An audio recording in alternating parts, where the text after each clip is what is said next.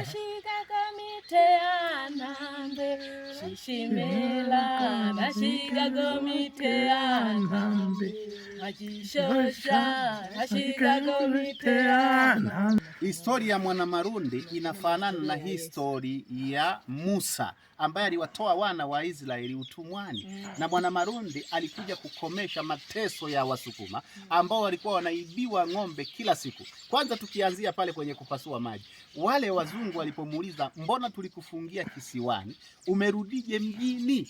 Akawapeleka twendeni mkaone. Wakati wanavuka pale wenyewe wakaogopa, wakawa wanapita na helikopta, yeye anapita yeye pale chini, maji yameachana, wao wako juu.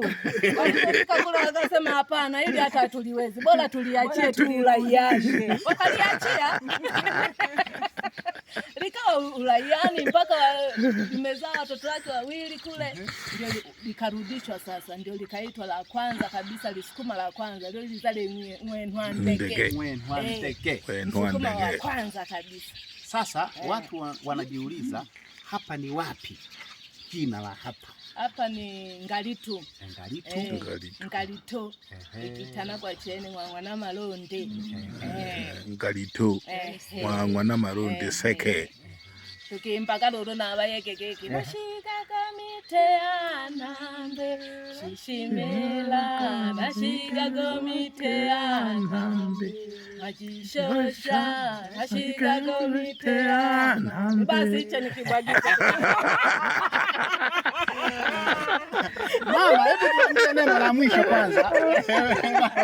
Tuambie neno la mwisho. Neno la mwisho jamani, mimi nawaomba Watanzania ndio tuliangalie sana ili kusudi turudishe hapa pale makumbusho. Tunaomba tutengeneze hapa. Ndio. Yaani wadau wote tunawaomba mtusaidie. Tuweke basi ingalau ngome. Tuweke ngome, sehemu yetu na heshimike. Maana yake kuna sehemu zingine mpaka makaburi kuna ng'ombe wanaingia wanabomoa. Sasa kwa kweli kuna uharibifu. Ikifika kiangazi watu wanaingia sana hapa kuja kuchungia. Ndio. Kwa hiyo mifugo wanakula eneo hili, kula majani tuliobakiza kusafisha. Maana yake si eneo lote kwamba tunaweza kuliparua majani yakawa yameisha.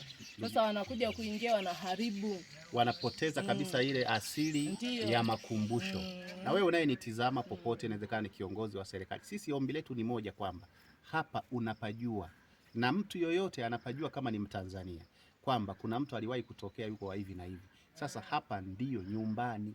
Haya mazingira yetu mtusaidie yatengenezwe kwa ajili ya faida ya kizazi na kizazi na kizazi.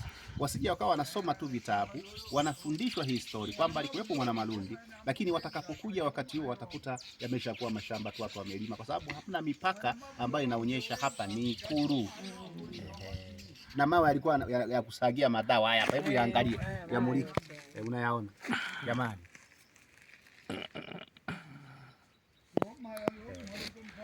Tosha sasa.